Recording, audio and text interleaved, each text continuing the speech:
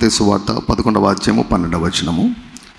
బాప్తిసమిచ్చు యోహాను దినములు మొదలుకొని ఇప్పటి వరకు పరలోక రాజ్యము బలాత్కారముగా పట్టబడుచున్నది, బలాత్కారులు దానిని ఆక్రమించుకొనుచున్నారు. సో పట్టు వదలని మొండి విశ్వాసం అన్న అంశాన్ని చాలా కాలంగా మనం ధ్యానిస్తున్నాం. ఈ భాగంలోనే ఆర్థికపరమైనటువంటి దీవెనల గురించి, దేవుని యొక్క చిత్తము గురించి, మరి ఏ రీతిగా మనము ఆర్థికపరమైన దీవెనలను మనం స్వాధీనం చేసుకోగలము అన్నటువంటి అంశాన్ని మనము అధ్యయనం చేస్తున్నాం. దేవుడు మనలో ఎవ్వరం కూడా కొదవతో పేదరికంతో ఉండాలని ఏమాత్రం కూడా కోరుకోవడం లేదు. మరి దేవుని యొక్క చిత్తము అలా ఉన్నప్పుడు ఆ దేవుని యొక్క చిత్తము మన జీవితాల్లో జరగాలని దేవుడు ఎంతగానో కోరుకుంటున్నాడు. దేవుని యొక్క చిత్తం అన్నటువంటిది ఆటోమేటిక్గా జరగదు. సో చాలా రోజులుగా అనేక సంగతులను పరిశుద్ధాత్మ దేవుడు మనకు బోధిస్తూ ఉన్నారు. ఈ క్రమంలో భాగంగానే నూరంతల పంట అన్నటువంటి ఒక అంశాన్ని మనం అధ్యయనం చేస్తున్నాం. దేవుడు ఏదైనా కూడా చెప్పాడంటే సాక్ష్యం లేకుండా ఆయన చేయడు.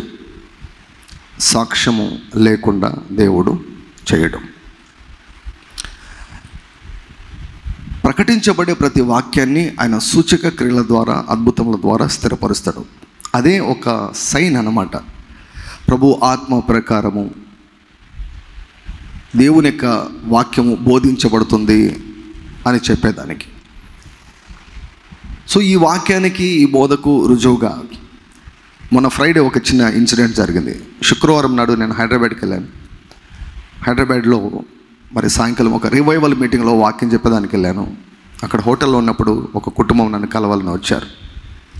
వారు వచ్చి కాసేపు మాట్లాడిన తర్వాత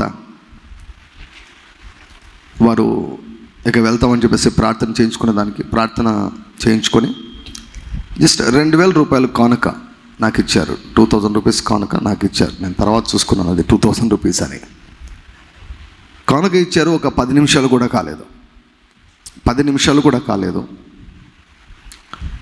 10 నిమిషాల్లో ఊరు పేరు తెలియనటువంటి వారు క్రొత్త వారి దగ్గర నుంచి, ఎవరి దగ్గర నుంచో తెలియదు, క్రొత్త వారి దగ్గర నుంచి ఒకరి నుంచి 10,000 రూపాయలు, మరొకరి నుంచి 10,000 రూపాయలు, టోటల్గా 20,000 రూపాయలు ఆ సహోదరుని యొక్క అకౌంట్లో పడింది. హల్లెలూయా. నాకు వెంటనే మెసేజ్ పంపించారు. నేను తర్వాత 12 గంటలప్పుడు చూసుకున్నాను, రిటర్న్ జర్నీలో అప్పుడు చూసుకున్నాను. పాస్టర్ గారు, దేవుడు కొన్ని నిమిషాల్లోనే అద్భుతం చేశాడు మాకు. హల్లెలూయా. 2,000 రూపాయలు జస్ట్ విత్తాము, మేము 20,000 రూపాయలు కోసుకున్నాం. So this is not a lie, this is not a joke. సాక్ష్యం లేకుండా దేవుడు ఏమాత్రం ఉంచడం లేదు. 1,000 రూపాయలతో ఆరంభమైంది. 10 రూపాయలు కానుక వేస్తే 1,000 రూపాయలతో ఆరంభమైంది. 5,800 పడింది. ఈరోజు ఒక కుటుంబం వచ్చి తాడిపత్రిలో వచ్చేసి, దేవుని యొక్క రాజ్యంలో మేము విత్తాము, అసలు దేవుడు అద్భుత రీతిగా 5 లక్షల అప్పును దేవుడు తీర్చివేశాడని చెప్పారు. Hallelujah. My dear friends, praise Lord. కూర్చోండమ్మా. హల్లెలూయా. నేను చెప్తున్నాను ప్రియులారా, నేను చెప్తున్నాను అరచేయంత మేఘం కనపడింది, కుండపోత వర్షం కురిసినట్లుగా దేవుడు దీవెనలు కుమ్మరించబోతున్నాడు. హల్లెలూయా. ఇది ఈరోజు నేను చెప్పాను. ఈరోజు నేను మనోజ్ మాట్లాడుకుంటూ మేము వస్తున్నాం. What I'm giving you is a wake up call. Wake up call అంటే ఏమిటో తెలుసా? పడుకున్నటువంటి వారిని నిద్రలేపే పిలుపు అన్నమాట. పడుకున్న వారిని నిద్రలేపే పిలుపు. మెడిసిన్లో మాకు ఏ పెద్ద ప్రాబ్లం లేదు. ఎవరు వచ్చి మమ్మల్ని లేపరు. మెడిసిన్లో ఎంబీబీఎస్ మేము హాస్టల్లో ఉన్నప్పుడు ఎవరు వచ్చి మమ్మల్ని లేపేవాళ్ళు గారు. కానీ ఇంటర్మీడియట్లో ఉన్నప్పుడు నేను ఏపీఆర్జేసీ చదివాను. భద్రాచలం అడవులలో ఏపీఆర్జేసీ అంటే అప్పుడు చాలా క్రేజ్ అనమాట ఆ టైంలో. ఏపీఆర్జేసీలో సీట్ వచ్చింది దేవుని యొక్క కృప వలన, అక్కడ చేరాను. ఏపీఆర్జేసీలో ఉన్నప్పుడు ఖచ్చితంగా ఉదయాన్నే వేకోజామునే వచ్చేసి మా యొక్క పీటీ సార్ వచ్చేసి హింసించేవాడండి. Wake up call కొడతారనమాట. ఇప్పుడు బాగా పడుకొని నిద్రపోతుంటాం. కొన్నిసార్లు 11కు పడుకుంటాం, 12కు పడుకుంటాం. ఆయన అసలు 4:30కే వచ్చేసి అక్కడ మొత్తం టెంగ వేకప్ కాల్ కొడతారు. వేకప్ కాల్ కొడుతూనే ఇక ఒక్కొక్కరు ఎన్ని ప్రయత్నాలు చేస్తారో తప్పించుకునే దానికి అనమాట. అసలు కొన్నిసార్లు అయితే మేము బెడ్ కింద దూరి పడుకునే వాళ్ళం, మంచం కింద దూరి పడుకునే వాళ్ళం. మేము వచ్చి తలుపు కొట్టి ఎవడన్నా ఉండడా రే ఎవడన్నా మొత్తం అంతా చూసేవాళ్ళం అనమాట. మేము ఇక బెడ్ కింద పడుకునే వాళ్ళము కొన్నిసార్లు తప్పించుకునే దానికి. వేకప్ కాల్ అంటే నిద్రపోయే వారిని లేపే పిలుపు అన్నమాట. ఈ యొక్క ప్రసంగాన్ని దేవుడు ఏమని పిలుస్తున్నాడంటే it is a wake up call. It is a wake up call. ఎందుకు వేకప్ కాలో తెలుసా? ఎందుకు వేకప్ కాలో తెలుసా? సామెతల గ్రంథము 10వ అధ్యాయము 4వ వచనం చదువుదాం. 4, 5, 6. బద్ధకముగా పనిచేయువాడు దరిద్రుడగును, శ్రద్ధ గలవాడు ఐశ్వర్యవంతుడగును, వేసవి కాలమున కూర్చువాడు బుద్ధిగల కుమారుడు, కోతకాలమందు నిద్రించువాడు సిగ్గుపరచు కుమారుడు. కోతకాలమందు నిద్రించేవారు ఉంటారు. కోతకాలమందు నిద్రించేవారు ఉంటారు. ఈ వారము వచ్చే వారము ఈ 2 మెసేజ్లు ఒక క్లైమాక్స్ మెసేజ్ అన్నమాట. ఈ 2 వర్తమానాలు చాలా కీలకమైనటువంటి వర్తమానాలు. Pay attention, hear me louder and clearer. Pay attention, pay full attention. ఈ వారము వచ్చేవారం, ఈ వారం వచ్చేవారం. Wake up call. పరిశుద్ధాత్ముడు తట్టి లేపుతున్నాడు. It's time, it's a time of harvest. మత్తయి సువార్త 9వ అధ్యాయము, మత్తయి సువార్త 9వ అధ్యాయము 37, 38 వచనాలు.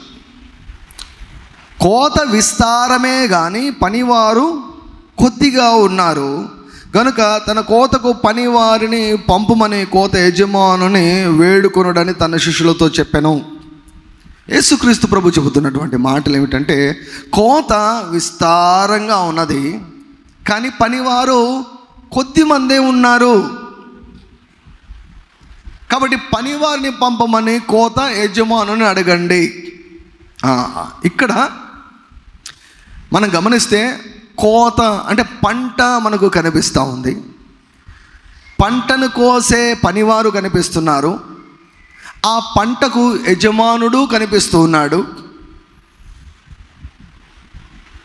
ఓకే, కోత యజమానుడు, తర్వాత కోతకు వచ్చినటువంటి పంట, తర్వాత కోత కోసే పనివారు, ముగ్గురు ఇక్కడ కనిపిస్తున్నారు.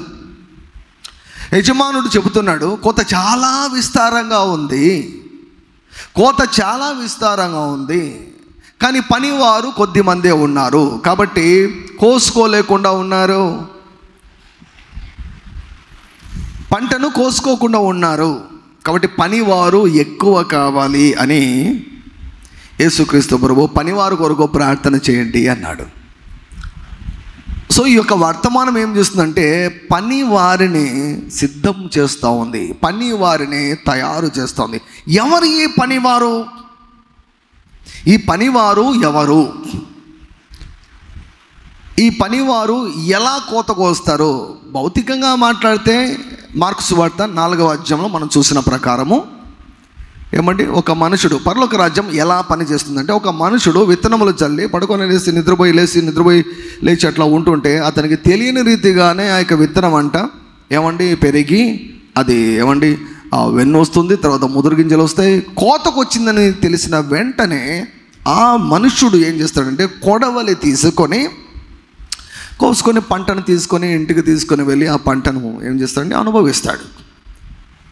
విత్తేది మనుషుడే, కోసేది మనుషుడే, పంట ఇచ్చేది మాత్రం దేవుడు. సో కొడవలి తీసుకొని కోస్తారు. సో కాబట్టి ఈ లోకపరంగా మనం ఒక పంట కావాలంటే మనం కొడవలు పెట్టి మనం కోస్తాం. Then how about this spiritual harvest? ఈ యొక్క వాక్యాన్ని కేవలము ఆత్మల పంటకు మాత్రమే పరిమితి చేసేసారు చాలామంది. ఈ వాక్యం అంటే ఓన్లీ ఆత్మల పంట అక్కడ ఆగిపోయారు. ఈ ప్రపంచంలో ఓన్లీ ఆత్మల పంట ఒకటే కాదు ఉండేది, చాలా రకాల పంటలు ఉన్నాయి ఈ ప్రపంచంలో. ఈ భూమి మీద చాలా రకాల పంటలు ఉన్నాయి. There are so many harvest existing in this world. ఈ ప్రపంచంలో కేవలం ఆత్మల పంట మాత్రమే కాదు, there are so many harvests, good harvest and bad harvest and worst harvest. Huge హార్వెస్ట్లు, బంపర్ క్రాప్లు, రిచ్ హార్వెస్ట్లు, బౌంటిఫుల్ హార్వెస్ట్లు, అన్ని రకాల హార్వెస్ట్లు ప్రతి ఒక్కరికి అందుబాటులో ఉన్నాయి. They are existing. మనకు తెలియనివి, భౌతిక నేత్రాలకు కనిపించనివి, మన మనసుకు మేధస్సుకు అందనివి చాలా రకాల పంటలు ఉన్నాయి. సో ఇప్పుడు ఎవరు కావాలంటే పనివారు కావాలి. పనివారు అంటే తెలుసుకున్నవారు కావాలి, ఎలా కోసుకోవాలో తెలుసుకున్నవారు కావాలి. This is a rich teaching being given by the Holy Spirit. పరిశుద్ధాత్ముడు ఇస్తున్నటువంటి ఒక అద్భుతమైనటువంటి, స్వచ్ఛమైనటువంటి, అత్యంత విలువైనటువంటి బోధ అండి ఇది. ఏంటో తెలుసా? విత్తడం కాదు, కోసుకోవడం గురించి. అందరూ పాస్టర్లు చెప్తారు, ఇవ్వండి ఇవ్వండి ఇవ్వండి ఇవ్వండి, మీరు ఇవ్వకపోతే మా పరిచర్య కొనసాగదు, మీరు ఇవ్వకపోతే మేము జీతాలు ఇవ్వలేము, మీరు ఇవ్వకపోతే మా పరిచర్య కొనసాగదు, మీటింగ్స్ చేయలేము. మీటింగ్స్ చేయాలంటే మీలాంటి వాళ్ళు డబ్బులు ఇవ్వాలి కదా. ఇవే సరిపోయాయి, ఇవ్వండి ఇవ్వండి ఇవ్వండి ఇవ్వండి ఇవ్వండి, ఇవే సరిపోయాయి. నేను ఇవ్వండి ఇవ్వండి అని చెప్పడం లేదు, నేను కోసుకోండి కోసుకోండి కోసుకోండి కోసుకోండి అని చెప్తున్నాను.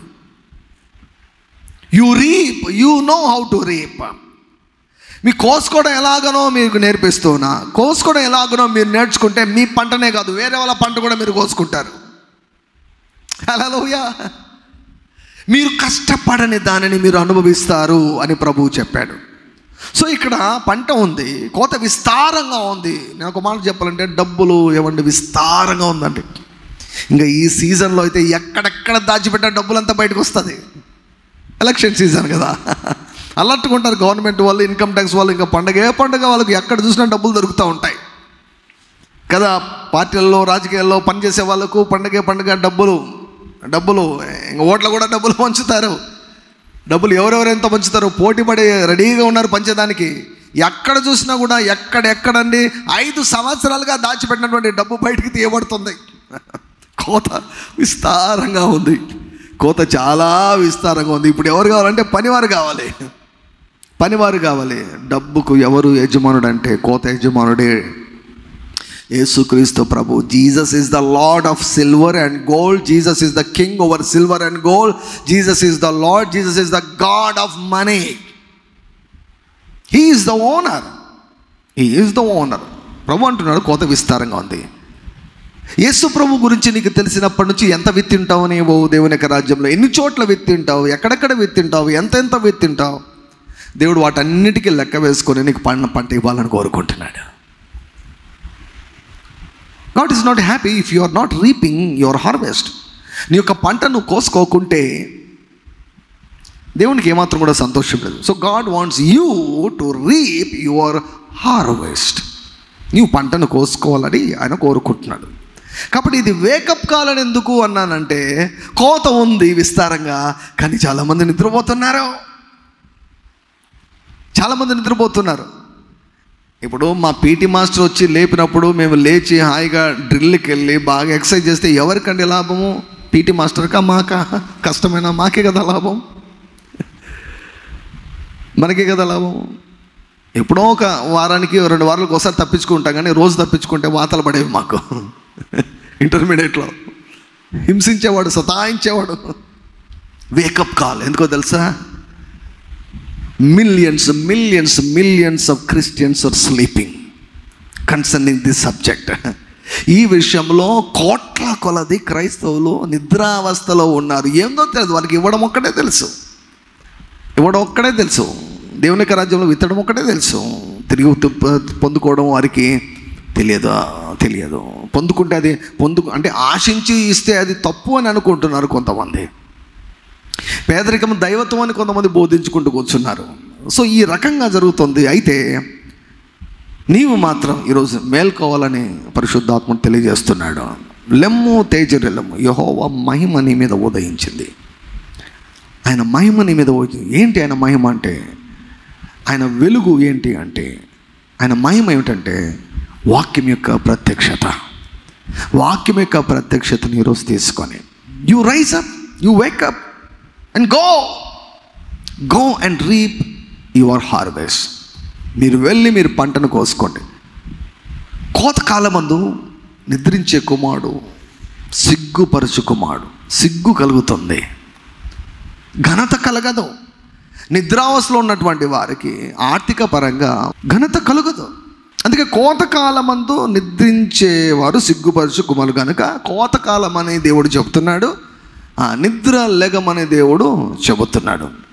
సో పనివారు ఇక్కడ చూసాం కదా, బద్ధకముగా పని చేయవాడు దరిద్రుడగును. సో కోతకాలమందు నువ్వు పని చేయాలి. పంట రావడం అన్నటువంటిది ఆటోమేటిక్ కాదు. You have a role to play. ఎవరైనా చూడండి, ఒక విత్తనాన్ని విత్తేసి, 5 ఎకరాల పొలం ఉందనుకోండి, విత్తనాన్ని బాగా విత్తేసి దేవుని చేతిలో పెట్టేసి, అయ్యా మొత్తం నీ చేతికి అప్పగిస్తానని చెప్పేసి, ఏమంటే కోతకాలం కూడా పంట వచ్చిన తర్వాత కూడా నిద్రపోతూ ఉంటే పంట ఏమన్నా ఆటోమేటిక్గా వస్తుందా? ఇంటికి రాదు. పంట వచ్చినప్పుడు ఏం చేయాలి? వ్యక్తి వెళ్ళి ఏమండి కోత కోసే వారిని పిలుచుకొని వారికి అంతా కూడా బాడుగా అంతా కూలి అంతా మాట్లాడుకొని ఆ పంట కోసుకోవాలి.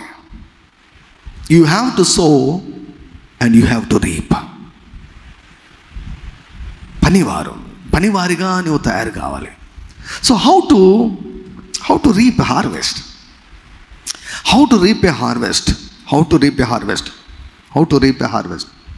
There are 2 key things. 2 కీలకమైన విషయాలు ఉన్నాయి. 2 కీలకమైన విషయాలు. సో ఈరోజు మొట్టమొదటిది క్లుప్తంగా చెబుతాను. అండ్ నెక్స్ట్ వీక్ ఇంకొక విషయం చెప్తాను. ఈ రెండు తాళపు చెవులు ఎప్పుడైనా గుర్తుపెట్టుకొని, తాళపు చెవులు ఎప్పుడు కూడా చిన్నగానే ఉంటాయి. తాళపు చెవి తీసుకోవాలి, ఓపెన్ చేయాలి. ఓపెన్ చేస్తే తెరుచుకుంటుంది అంతే. దేవుని యొక్క మహిమైశ్వర్యానికి తాళపు చెవి. How to reap the harvest. చాలామంది నిద్రపోతుంటారు, ఇంకా వారి నిద్ర లేగరని దేవునికి తెలుసు. వాళ్ళ హార్వెస్ట్ కూడా నీకు ఇవ్వాలని దేవుడు కోరుకుంటున్నాడు. 65వ కీర్తన. నేను మరలా చెప్తున్నాను, కోత విస్తారంగా ఉన్నది, పనివారు కొద్దిమందే ఉన్నారు. కోత విస్తారంగా ఉంది, డబ్బులు విస్తారంగా ఉంది, బంగారు విస్తారంగా ఉంది, డైమండ్స్ విస్తారంగా ఉన్నాయి, వజ్రాలు విస్తారంగా ఉన్నాయి, భూములు విస్తారంగా ఉన్నాయి, ఇండ్లు విస్తారంగా ఉన్నాయి, అన్నీ కూడా విస్తారంగా ఉన్నాయి, సమృద్ధిగా ఉన్నాయి. భూమి మీద అసలు ఏమి కొదవనే లేదు. కొదువంతా డిఫెక్ట్ అంతా ఎక్కడుందంటే కోసుకోవడంలోనే డిఫెక్ట్ అంతా ఉంది. 65వ కీర్తన 65వ కీర్తన మొదటి వచనం. దేవా, సియోనులో మౌనముగా ఉండుట నీకు స్తుతి చెల్లించుటే, నీకు మొక్కుబడి చెల్లింపవలసి ఉన్నది. కొన్ని భాగాలు మనం తెలుగులో చదివితే మనం మిస్ అవుతాం. ఈ మాట ఏముంటుందంటే, ఊరికే దేవునికి సన్నిధిలో ఊరికి ఇలా మౌనంగా ఉంటే స్తుతి చెల్లించినట్లు ఉంది. అసలు ఇది టోటల్ రాంగ్ అయిపోయింది. ఇది ఇంటర్ప్రిటేషన్ మొత్తం మారిపోయింది. ఇక్కడ ప్రైజ్ అన్నది ఎప్పుడు కూడా సైలెంట్ ఉండదు. There is no silent praise.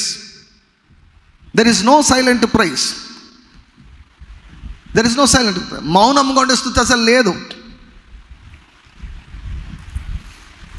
Praise is always expressive. It is vocal. ఈ వాక్యం అర్థం వేరు. నీకు మొక్కుబడి చెల్లింపవలసి ఉన్నది. స్తుతి గురించి ఇక్కడ మాట్లాడుతున్నాడు. నీకు స్తుతి చెల్లింపబడవలసి ఉన్నది, మొక్కుబడి చెల్లింపవలసి ఉన్నది. 4వ వచనం. నీ ఆవరణంలో నివసించినట్లు నీవు ఏర్పరచుకుని చేర్చుకుని వాడు ధన్యుడు. నీ పరిశుద్ధాలయం చేత, నీ మందిరంలోని మేలు చేత మేము తృప్తి పొందదము. ఆయన పరిశుద్ధాలయంలో మనం ఉన్నాం, ఆయన పరిశుద్ధమైన సన్నిధిలో మనం ఉన్నాం. ఆయన మేలుల చేత మనల్ని తృప్తిపరిచేదానికి ఈ యొక్క మందిరంలో మన మధ్య ఆయన ఉన్నాడు. 8వ వచనము. నీ సూచక క్రియలను చూచి దిగంత నివాసులను భయపడుదురు. ఉదయ సాయంత్రముల ఉత్పత్తులను నీవు భరితములుగా చేయుచున్నావు. 9 నుంచి చూడండి, 9వ వచనం నుంచి. నీవు భూమిని దర్శించి దాన్ని తడుపుచున్నావు, దానికి మహదైశ్వర్యము కలుగజేయుచున్నావు. దేవుని నది నీళ్లతో నిండి ఉన్నది. నీవు భూమిని అట్లు సిద్ధపరిచిన తరువాత వారికి ధాన్యము దయచేయుచున్నావు. దాని దుక్కులను విస్తారమైన నీళ్లతో తడిపి దాని గనిమలను చదును చేయుచున్నావు. వానజల్లుల చేత దానిని పదును చేయుచున్నావు. అది మొలకెత్తగా నీవు దానిని ఆశీర్వదించుచున్నావు. సంవత్సరమును నీ దయాకిరీటమును ధరింపచేసి ఉన్నావు. నీ జాడలు సారము వెదజల్లుచున్నవి. అడవి బీడులు సారము చిలకరించుచున్నవి. కొండలు ఆనందమును నడికట్టుగా ధరించుకొని ఉన్నవి. పచ్చిక పట్లు మండలను వస్త్రం వలె ధరించి ఉన్నవి. లోయలు సస్యములతో కప్పబడి ఉన్నవి. అన్నీయు సంతోషధ్వని చేయుచున్నవి, అన్నీయు గానము చేయుచున్నవి. ఇందులో నన్ను బాగా ఆకర్షించినటువంటి ఒక మాట ఏమిటంటే, సంవత్సరమును నీ దయా కిరీటము ధరింపచేసి ఉన్నావు. ఒక 3 సార్లు ఈ మాటను చదువుదాం. 65:11 65:11 కీర్తన 65:11 బాగా గుర్తుపెట్టుకోండి. ఎప్పుడు కూడా చాలా క్యాలెండర్స్లో మొదటి రోజు ఇదే ఉంటుందన్నమాట. ఈ వాక్యమే ఉంటుంది. చాలా క్యాలెండర్స్లో మొదటి రోజు ఇదే వాక్యం ఉంటుంది. ఎవరైనా పుట్టినరోజు ప్రార్థన చేయమంటే కూడా చాలామంది పాస్టర్లు ఈ వాక్యమే మొదలు పెడతారు. ఈ వాక్యాన్ని తీసుకొని బ్లెస్ చేస్తారన్నమాట. 3 సార్లు చదువుదాం. ఒకసారి 3 సార్లు చదువుదాం. సంవత్సరమును నీ దయా కిరీటము ధరింపచేసి ఉన్నావు. ఇంకోసారి, సంవత్సరమును నీ దయా కిరీటము ధరింపచేసి ఉన్నావు. ఇంకొకసారి చదువుదాం. సంవత్సరమును నీ దయా కిరీటము ధరింపజేసి ఉన్నావు. ఏమర్థమైంది ఈ వాక్యం? సంవత్సరమును నీవు దయా కిరీటం. ఒకసారి ఆలోచించండి మీరు. చాలాసార్లు మనం బైబిల్ చదువుతాం కానీ అది ఏందో తెలియదు, మనకు ఏందో తెలియదు. అది ఏంటో తెలుసుకోవాలనే ఆలోచన కూడా మనం సంవత్సరమును నీ దయా కిరీటము ధరింపజేసినావు. అసలు ఏంటి దయా కిరీటము? సంవత్సరము ధరింపజేసి ఉన్నావు. దయాకిరీటం ధరింపజేసినాడు దేవుడు అని మనం అనుకుంటాం, మర్చిపోతాం ఆ వాక్యాన్ని. అసలు ఈ వాక్యం యొక్క అర్థం ఏంటి? అసలు నాకు ఈ వాక్యం అర్థం తెలియక ఇది ఏంటి దీని సంగతిని కొన్ని వర్షన్స్లో నేను చూశాను.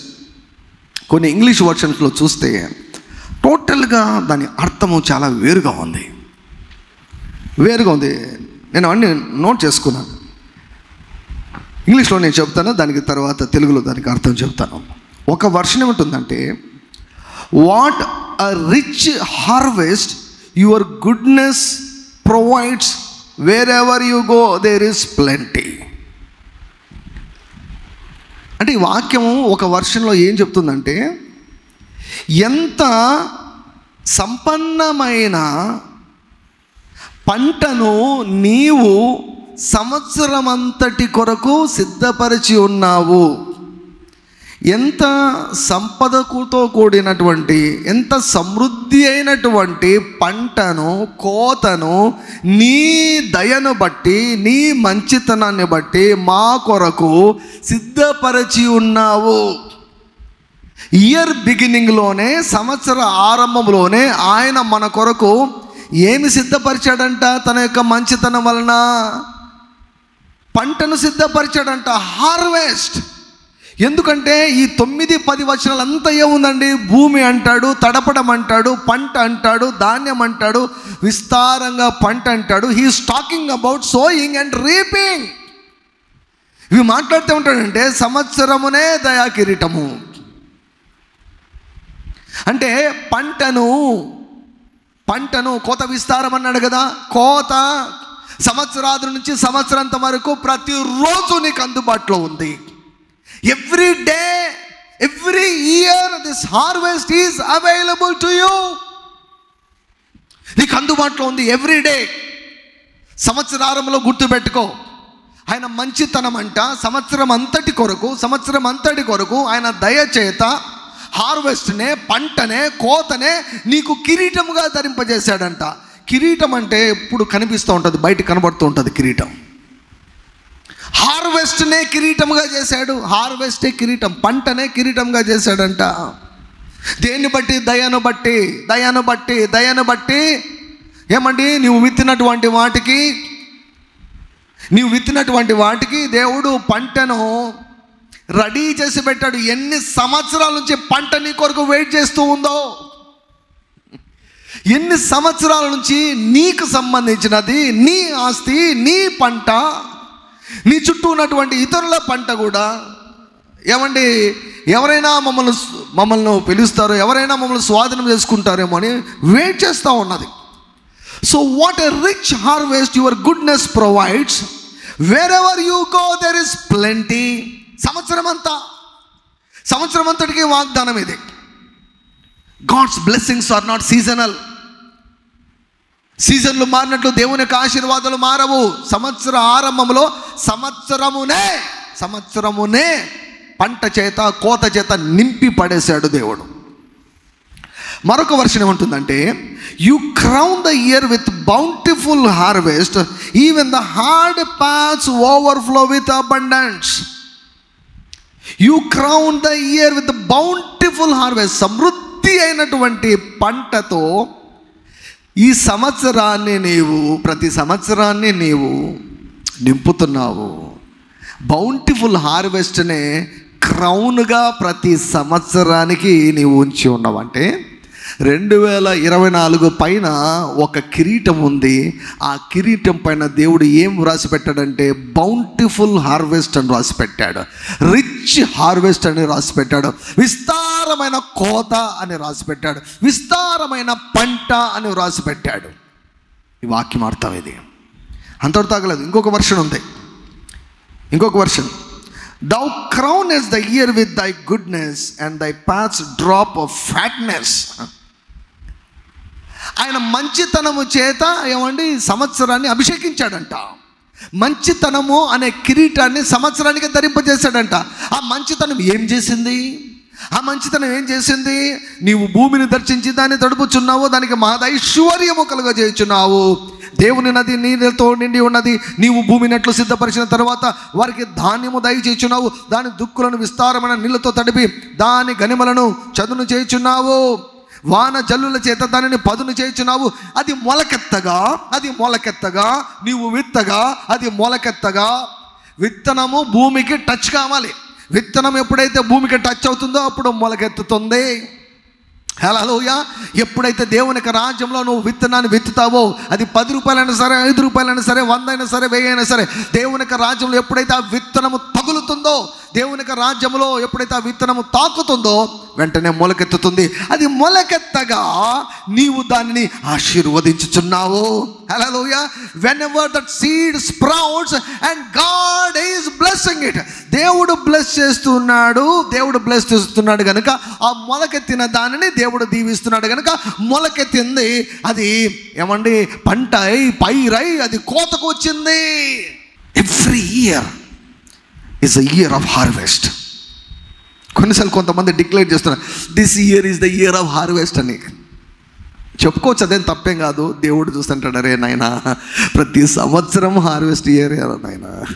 ఎప్పుడైతే యేసుక్రీస్తు ప్రభువు సమాప్తమైనదన్నాడో, ఎప్పుడైతే ఆయన తిరిగి లేచాడో అక్కడి నుంచి మొదలుకొని every year is a year of harvest. Every year is a year of harvest. Every month is a month of harvest. Every week is a week of harvest. Every day is a day of harvest. Harvest అప్పుడు చూడండి, రైతులను చూడండి, full యాక్టివ్గా ఉంటారు, సంబరంగా ఉంటారు, సంతోషంగా ఉంటారు, మెలకువగా ఉంటారు, తక్కువ నిద్రపోతారు, ఎక్కువ పని చేస్తారు. ఇంకొక వర్షన్ ఉంది, amplified version. You crown the year with your bounty and goodness, and the tracks of your chariot wheels drip with fatness. ఇంకొక వర్షన్ ఉంటుంది, you crown the year with your bounty and your carts overflow with abundance. You crown the year, every year, even 2024 is a year of harvest. కోత విస్తారంగా ఉంది. పనివారు కొద్దిమంది ఉన్నారు. 2024లో నీ కొరకు పంట వెయిట్ చేస్తూ ఉంది.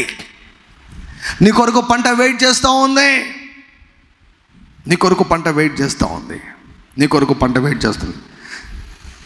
How to reap then? How to reap? 67వ కీర్తన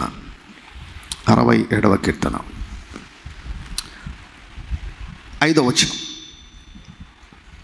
అందరూ చదువుదామండి. దేవా ప్రజలు నిన్ను స్తుతించుదురు గాక. ప్రజలందరూ నిన్ను స్తుతించుదురు గాక. స్తుతి ఆరాధన చేసే పని ఓన్లీ వర్షిప్ లీడర్స్ది కాదండి. దేవుడు వర్షిప్ లీడర్స్ కోసం కాదు దేవుడు చూసేది, వర్షిపర్స్ కోసం చూస్తున్నాడు. దేవా, ప్రజలు నిన్ను స్తుతించుదురు గాక. ప్రజలందరూ నిన్ను స్తుతించుదురు గాక. అందరూ స్తుతించాలి, మనం అందరం స్తుతించాలి. ప్రజలందరూ నిన్ను స్తుతించుదురు గాక. 6వ వచనం చదువుదామా? 6వ వచనం. అప్పుడు భూమి దాని ఫలమును ఇచ్చును. దేవుడు, మా దేవుడు మమ్మును ఆశీర్వదించును. దేవుడు మమ్మును దీవించును. భూదిగంత నివాసులందరూ ఆయన యందు భయభక్తులు నిలుపుదురు. ఎప్పుడు భూమి పంటనిస్తుందంట, ఎప్పుడు దేవుని యొక్క ఆశీర్వాదం వీరిని తాకుతుందంట. ఇక్కడ ఏమంటున్నాడు చూడండి, 1వ వచనం నుంచి, భూమి మీద నీ మార్గములు తెలియబడినట్లును అన్ని జనులందరిలో నీ రక్షణ తెలియబడినట్లును దేవుడు మమ్మను కరుణించి మమ్మను ఆశీర్వదించునుగాక. ఆయన తన ముఖకాంతి మా మీద ప్రకాశింపచేయునుగాక. దేవా, ప్రజలు నిన్ను స్తుతించుదురుగాక. ప్రజలందరూ నిన్ను స్తుతించుదురుగాక. న్యాయమును బట్టి నీవు జనములకు తీర్పు తీర్చదువు. భూమి మీదనున్న జనములను ఏలెదవు. జనములు సంతోషించుచు ఉత్సాహధ్వని చేయునుగాక. దేవా, ప్రజలు నిన్ను స్తుతించుదురుగాక. ప్రజలందరూ నిన్ను స్తుతించుదురుగాక. అప్పుడు భూమి దాని ఫలములిచ్చును. దేవుడు, మా దేవుడు మమ్మను ఆశీర్వదించును. దేవుడు మమ్మను దీవించును. భూదిగంత నివాసులందరూ ఆయన యందు భయభక్తులు నిలుపుదురు. కోతకాలమందు నిద్రించుకుమాడు, సిగ్గుపరుచుకుమాడు. మరి కోతకాలంలో ఎలా ఉండాలంటే మెలకువగా ఉండాలి. మెలకువ ఉండి ఏమి చేయాలి అంటే నిద్రపోవద్దని చెప్పడం లేదు. కనీసం 7 గంటలైనా నిద్రపోండి. 7 గంటలైనా కనీసం నిద్రపోండి. కొన్నిసార్లు ఏదైనా మీ యొక్క కోరికలు, మీ యొక్క డ్రీమ్స్ ఉంటాయి కదా, అవి ఫుల్ఫిల్ కావాలంటే 1-2 గంటలు కావాలంటే తగ్గించుకోండి, నో ప్రాబ్లం. దేవుని అడగండి, ప్రభు కొంచెం మంచి పవర్ న్యాప్ ఈ ప్రభు అని అడగండి. పవర్ న్యాప్ అని ఉంది, పవర్ స్లిప్. పవర్ న్యాప్ అంటే ఏంటో తెలుసా? మీరు 10 నిమిషాలు నిద్రపోయినా కూడా 2 గంటలు నిద్రపోయినట్లు ఉంటుంది అన్నమాట. పవర్ న్యాప్ అంటారు దాన్ని. దేవుడు ఇస్తాడు, అటువంటి బ్లెస్సింగ్ ఇస్తాడు కదా. ఆదముకు గాఢ నిద్ర కలుగజేశాడు, అబ్రహాముకు గాఢ నిద్ర కలుగజేశాడు. అలా చేస్తాడు ఆయన. నువ్వు అడగ, ఆయన చేస్తాడు. నిద్ర చాలా బ్లెస్సింగ్ అంటే. Sleep is a very very good blessing. Your body will be energized, your soul will be energized when you take rest. మెలకువగా ఉండడంటే ఇక్కడ అంటే అర్థం ఏంటంటే, మెలకువగా ఉండడం అంటే, మెలకువగా ఉండి ఏమండి, స్తుతించండి. కొడవలి ఏంటి అంటే, నీ నాలుకే కొడవలి. Your tongue is the sickle. దేవుని యొక్క వాక్యంలో వ్రాయబడింది, ఆయన నా నాలుకను వాడి అయిన ఖడ్గములాగా చేయుచున్నాడు. నా నాలుకను వాడి అయిన ఖడ్గముగా చేయుచున్నాడు. నా నాలుకను వాడి అయిన ఖడ్గముగా, కొడవలిగా, కత్తిగా చేయుచున్నాడు. సో ఎలా మనం కోసుకుంటామంటే మాటల ద్వారా కోసుకుంటాము.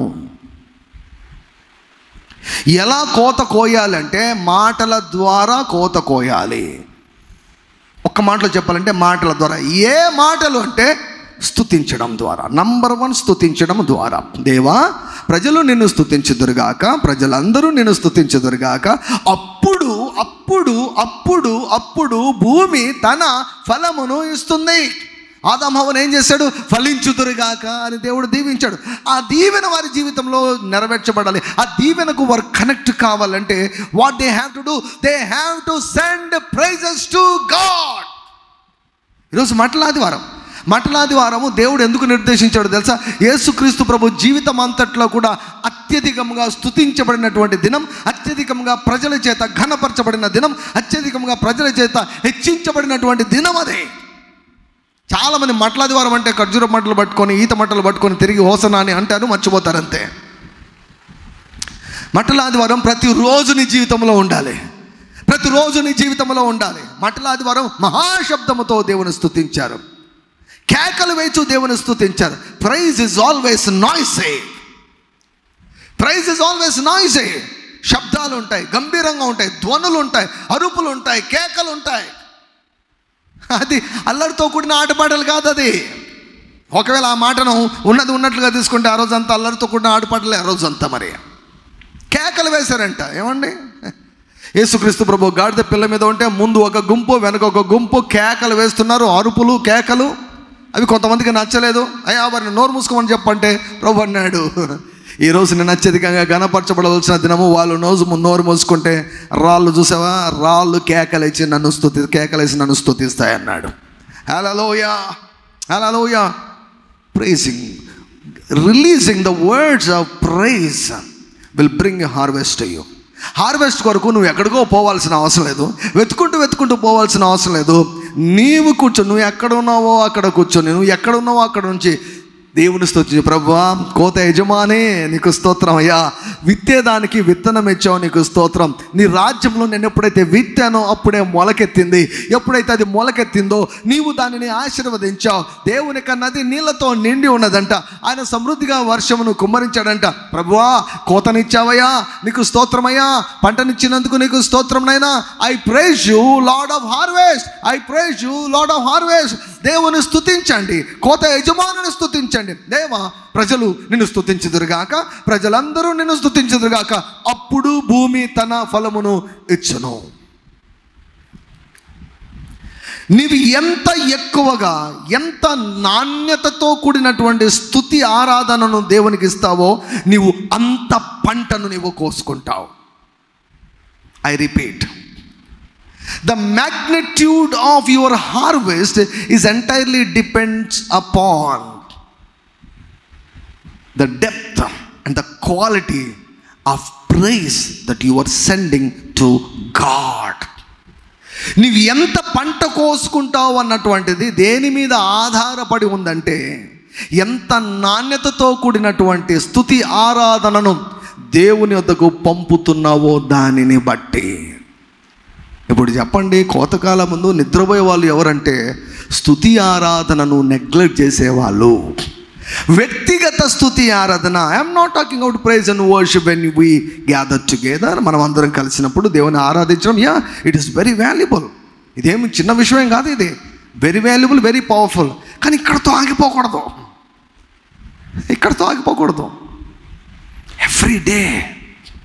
ఎవ్రీ డే కీర్తనకాడు అంటాడు, bless the lord at all times అంటాడు. సూర్యోదయం మొదలుకొని సూర్యాస్తమయం వరకు అంటాడు. తెలుగులో సకల ప్రాణులు యెహోవాను స్తుతించునుగా కానీ ఉంది. ఇంగ్లీష్లో let everything that has breath praise the Lord. Let everything that has breath. ఊపిరి ఉందా, నీ పని ఎంతో తెలుసా, నువ్వు స్తుతించాలి. దేవా, సియోనులో నీకు స్తుతి చెల్లించవలసి ఉన్నది. సియోనులో మౌనంగా ఉండటానికి స్తుతి చెల్లించినట్టు కాదు అది. అలా అయితే ఏమండి, ఊరికే కూర్చొని స్తుతి అనుకుంటే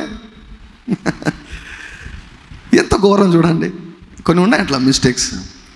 సియోనులో నీకు స్తుతి చెల్లింపవలసి ఉన్నది, మ్రొక్కుబడులు చెల్లింపవలసి ఉన్నది, అది అర్థం. సో అక్కడ స్తుతులు చెల్లిస్తే, నాణ్యమైనటువంటి స్తుతి ఆరాధన చేస్తే, ఆయనను ఘనపరిస్తే, ఆయనను పొగిడితే, ఆయనను కొనియాడితే ఆయన ఏం చేస్తాడంట, నీవు విత్తినటువంటి విత్తనం మొలకెత్తగా నీవు దానిని ఆశీర్వదించుచున్నావు. ప్రతి సంవత్సరం కూడా దేవుడు ఏమండి, నీ కళ్ళకు కనిపించినటువంటి పంటను దేవుడు ప్రతి సంవత్సరం కూడా నీకు అందుబాటులోకి తెచ్చిపెట్టాడు. His goodness, it is because of his goodness he crowns every year with bountiful harvest. ఈ వాక్యము పంటకు సంబంధించిన వాక్యము, సంవత్సరం అంతా పంటకు సంబంధించిన వాక్యం ఇది. ఆ పంట దేన్ని బట్టి ఇచ్చాడు? తన మంచితనాన్ని బట్టి. చాలాసార్లు తెలుగు బైబిల్లో మంచితనాన్ని దయగా మరి మార్చడం జరిగింది. తన మంచితనాన్ని బట్టి ప్రతి సంవత్సరం కూడా ఏమండి, నీకు ఏవేవి గల అన్ని రకాల పంటలు నీకు అందుబాటులో ఉంచాడు. ఇప్పుడు నువ్వు ఆ పంటను కోసుకోవాలి అంటే స్తుతించాలి. కోత విస్తారంగా ఉంది, పని చేసేవారు అంటే ఇంకో రకంగా చెప్పాలంటే నిద్రపోయేవారు చాలామంది ఉన్నారు, నిద్రావస్థలో ఉన్నటువంటి వారు చాలామంది ఉన్నారు, పని చేసేవారు కొద్దిమందే ఉన్నారు. అంటే స్తుతించేవారు కొద్దిమందే ఉన్నారు. స్తుతిస్తే పంటను కోసుకుంటాం, స్తుతిస్తే పంటను కోసుకుంటాం. So begin today to praise God, to worship God. ఎలా స్తుతించాలో తెలుసుకోవాలంటే ఈరోజు గుర్తుపెట్టుకోండి, మంటల ఆదివారం వెళ్ళి చదువుకోండి. మత్తయి సువార్త 21వ అధ్యాయం, మార్కు సువార్త 11వ అధ్యాయం, లూకా సువార్త 19వ అధ్యాయం, యోహాను సువార్త 12వ అధ్యాయం. 4 సువార్తలు ఉన్నాయి. వాళ్ళు ఎలా స్తుతించారో అలా స్తుతించు, అంతే. అది స్తుతి అంటే. స్తుతి అంటే అది, స్తుతి అంటే అది, అలా చేయాలి. అందుకే నేనేమన్నాను, నాణ్యమైన స్తుతి. The magnitude of your harvest depends upon the depth of your praise and adoration to God. ఈ మాటను మర్చిపోతూ, ఈ మాటను ఆలోచించండి. ఈ ప్రసంగాన్ని మరలా వినండి. This is the key, this is the key. Begin to praise God. You will see financial harvest, finances coming in to your lab. కోట్లు నీ యొక్క ఓడిలోనికి వస్తాయి ఇది చేస్తే. I'm challenging. Crores will flow in to your lab. Crores. You begin. First వేలు ప్రవహిస్తాయి, తర్వాత లక్షలు ప్రవహిస్తాయి, తర్వాత కోట్లు ప్రవహిస్తాయి. వీఆర్ అండర్ డిఫరెంట్ గవర్నమెంట్ అండి. మనం వేరే ప్రభుత్వం కింద ఉన్నాం. మన రాజు వేరు. మన రాజు మన ముఖ్యమంత్రి కాదు, మన రాజు మన ప్రధానమంత్రి కాదు. They are not our source. Jesus is our source. We're under different government. పరలోక ప్రభుత్వం అండి, పరలోక పౌర స్థితి కలిగి ఉన్నటువంటి వారం. We have our citizenship in heaven. పరలోకంలో మన ఆధార్ కార్డు ఉందండి. మన Aadhaar card, main Aadhaar card పరలోకంలో ఉంది. ఆధార్ కార్డు బట్టి మొత్తం సప్లై అంతా దేవుడు ఇవ్వాలని కోరుకుంటున్నాడు మనకు. You worship the king. ఆ రాజును ఆరాధించు, ఆ రాజును ఘనపరచు, రాజును కీర్తించు, ఆ రాజును కొనియాడు. అన్ని ప్రక్కన పెట్టేసాయి. ఎక్కువ సమయం స్తుతించు. ఇంకా ఏడ్చింది చాలు, నిట్టూర్పులు విడిచింది చాలు, విచారించింది చాలు, నీపై నీవు చూసుకొని జాలి పడినటువంటి దినాలు ఇక చాలు, సంవత్సరాలు చాలు. ఎవ్రీ ఇయర్, ప్రతి సంవత్సరాన్ని కూడా ఆయన దయా కిరీటంతో, అనగా సమృద్ధి అయినటువంటి పంటతో ఆయన అలంకరించుచున్నాడంట. That means 2024 is also a year of harvest. The harvest is waiting for you. Now begin to praise. నిద్ర లేచి స్తుతించడం మొదలుపెట్టు. నిద్ర రావడం లేదా రాత్రిపూట, లేచి స్తుతించు. ఏంటో తెలుసా? స్తుతిస్తే ఏం చేస్తావు? నీవు పంట కోసుకుంటావు. దేవా, ప్రజలు నిన్ను స్తుతించుదురుగాక, ప్రజలందరూ నిన్ను స్తుతించుదురుగాక, అప్పుడు భూమి తన ఫలమును ఇచ్చును. హల్లెలూయా. పనివారు ఏం చేస్తారు? మెలకువగా ఉండి ఏం చేస్తారు? స్తుతిస్తారు. మొట్టమొదటికి ఏమిటంటే, స్తుతించేవారే పంటను కోసుకుంటారు.